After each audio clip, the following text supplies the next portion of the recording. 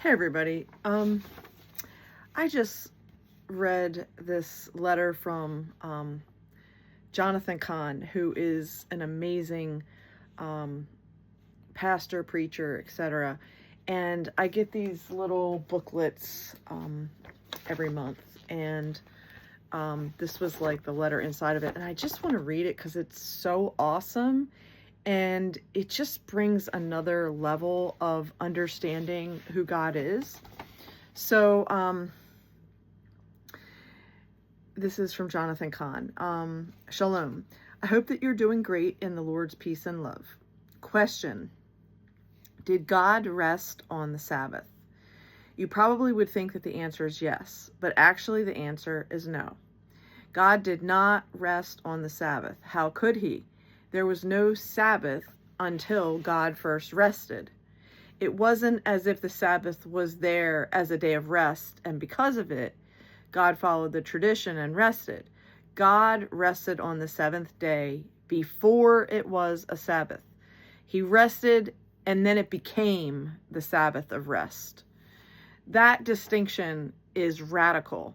You see, if God only rested because it was the Sabbath, then it would be circumstances that led to the resting and not God. But because God rested before it was the Sabbath, it was the Sabbath because God rested. That means that circumstances never rule God. God rules the circumstances.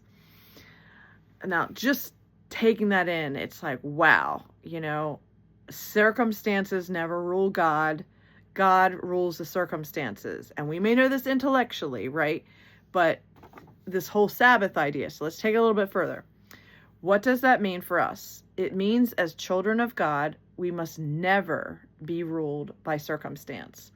It means that your peace can never be dependent on there being peace on the outside. It means you don't wait for the Sabbath to rest. You rest in God, and it will become the Sabbath. In other words, don't wait for circumstances to change in order to have joy.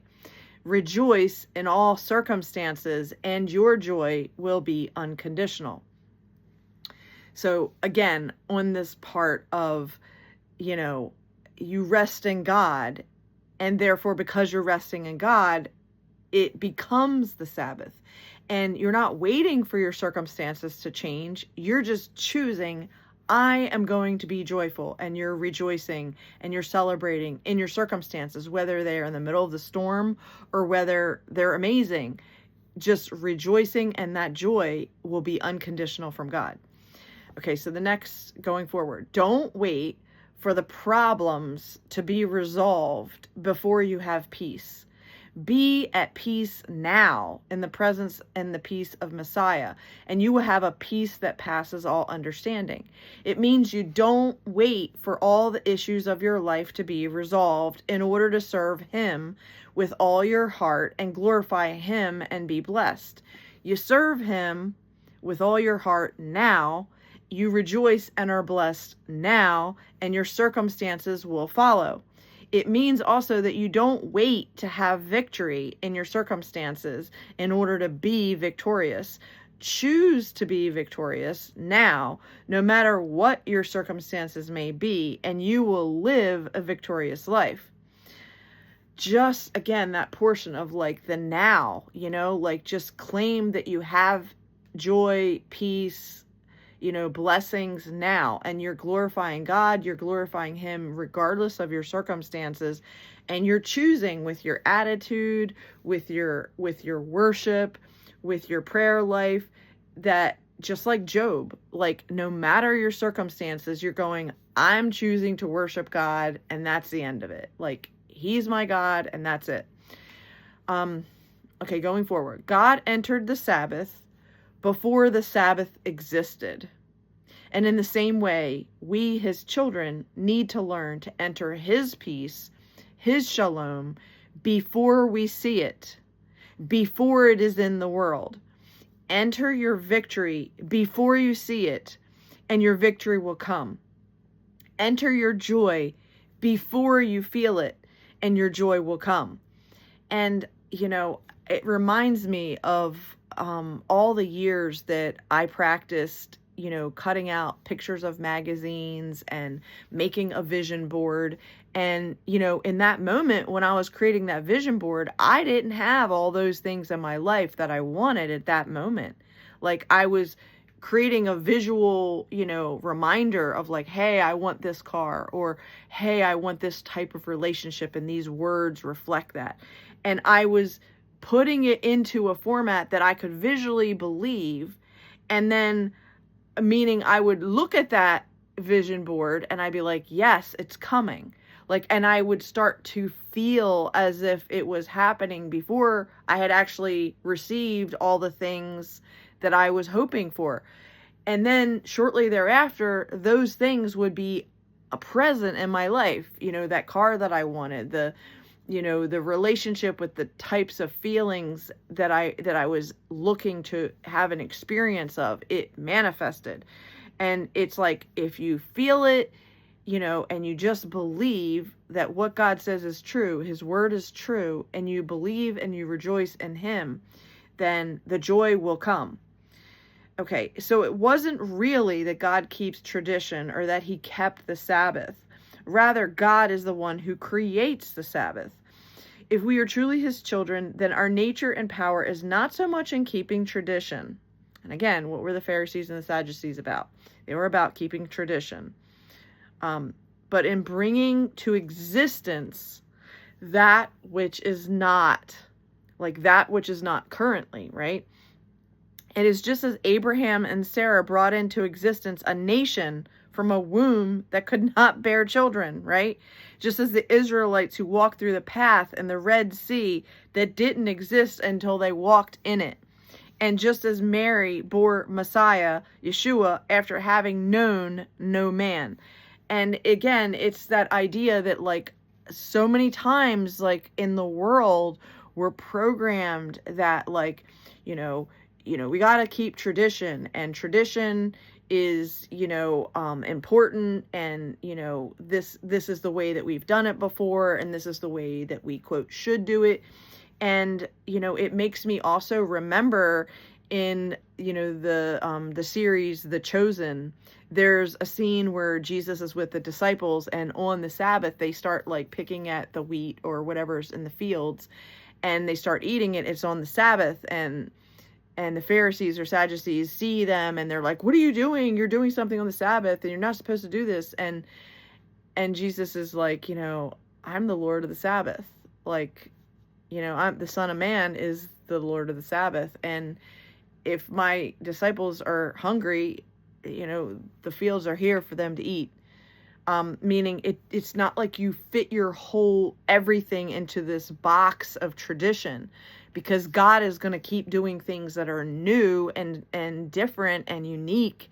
And to try to put God in a box is, us not understanding that God, he is way more powerful and more creative than we could ever consider him to be. And we just don't get it until we get it, right? And so lastly, of Jonathan Cahn's letter, so don't live by circumstance. If your circumstances are not that great, praise the Lord and rejoice, because you are a child of God, unbound by circumstance, unconditional in everything you do, able to turn defeat into victory, mourning into joy, and make that in which there is no way into a way of blessing. That is the secret of the Sabbath and the power that we have in Messiah, the Lord of the Sabbath. So, use this biblical secret to overcome your circumstance and learn to live a life of faith and victory.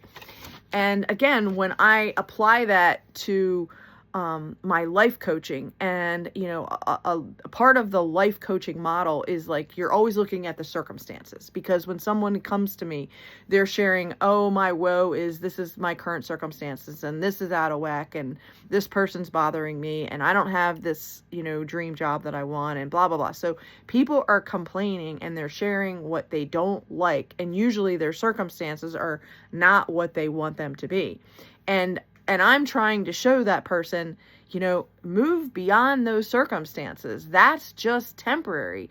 The place of where you are within these quote circumstances is temporary, and that is not where you're going to stay forever. It's just a snapshot. It's like a period of time, and you're going to move through that. You're going to, and it's going through it, right?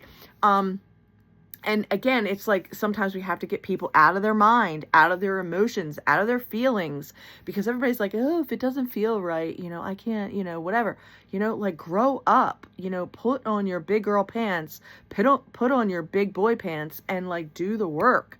I mean, circumstances that are difficult is going sometimes to require for you to take certain actions. You can't just continue to be like, oh, I'm going to manifest all this, I'm going to manifest this great car and not do anything about it. If you want a certain car, like go out and test drive that car. Like go do the research of how much does that car cost? Go do the research of what you need to do with your finances in order to rearrange things to start to plan for that car. Like you need to start to imagine that it's possible, and you need to like believe that God is victorious and he's going to find a way for you to get there. So it doesn't mean that when you go to the, car dealership and you sit in the car and you're like, wow, I'm sitting in this, $45,000 truck and, I have no idea how I'm going to pay for this right now, but you're getting in there and you're starting to realize, do I like the Ram ProMaster? Do I like the Mercedes, high roof van? Do I like, the Ford Transit? You're going in and you're looking at the options and you're going, what does it feel like for me? Do I like the steering wheel? Do I like the way the seat can adjust, etc.? And you're imagining that it's possible, okay? And you're doing the little one step at a time, one day at a time action steps. And the next thing you're then envisioning, well, when I get this van, I want to, convert it, and I want to have a kitchen area, and I want to have a bed area, and I want to have a toilet, and etc. And I'm imagining like, this is what this is why I want this van. This is what I want to do with this van. And I wasn't just going, oh, I'm just going to wait and I'm going to sit here and I'm going to just, just not do anything at all. Like, God is a creator, which means that he spoke it into existence, but he also, like, it's like we as a creator, if we want something, like we need to take an action step and believe that it's coming. Like the timing, the circumstances of now might be like, oh my gosh, there's no way. I don't know how I'm going to be able to do this, or how I'm going to be able to afford this, or, it's just not in the cards. And we can get into that negative talk about how it's not possible because we're looking at the current circumstances. But we need to move those current circumstances out of the way. We need to forget about our past, and we need to live in the present and live into the future of who we're becoming and say, this is the vehicle that I want. And the reason I want this vehicle is because I want to be able to do A, B, C, D, and E. And I want these experiences in this vehicle. And this vehicle is going to support me in a certain lifestyle. And it's going to bring me opportunities and possibilities for me to be able to serve and do things that I want to do with this vehicle. And it's like when we are aligned, vertically aligned with God, then those blessings are going to come. So now I'm going to jump to the second part, which again, this is Jonathan Cahn's Sapphire's reading. And again, it was like so on. And this is for a future reading in June, but of this month, of next month. But again, it's really, really powerful. So I'm going to come down to the idea of getting this idea of the Sabbath and then taking this another step further, a little bit deeper. So the title is Coming Through Your Nazareth. In biblical times, Nazareth was pretty much a dump. When people heard that Yeshua, Jesus, came from Nazareth, they asked, can anything good come from Nazareth? The answer is no. Messiah, Jesus, Yeshua, didn't come from Nazareth. He came from heaven. Messiah came through Nazareth. I mean, a preposition, the difference between from and through is such a huge impact and distinction. That's important because the difference can change your life. Absolutely. This understanding is wow. When you look at your life, your past, and your circumstances, again, tying into the letter, your circumstances, you might ask yourself, what good can come from it? The answer is no good can come from it, but good can come through it. Maybe no good can come from your past or that situation, but good can come from your past or that situation. But good can come through it. Jesus, Yeshua, is not the one who comes from Nazareth, but through it. Whatever that less than perfect life that you've been living in, that's your Nazareth. True, good can't come from it, but good can come through it and out of it. The good is Messiah. Open up your life, your heart, your problems, your situations into the presence of Messiah and let him come through it. From that thing from which nothing good can come, much good will come. In it, out of it. For Messiah came through Nazareth. So when we look at our circumstances as a dumpy place, like a town like Nazareth that has nothing to offer, okay? We need to get out of that mindset that we're coming from something.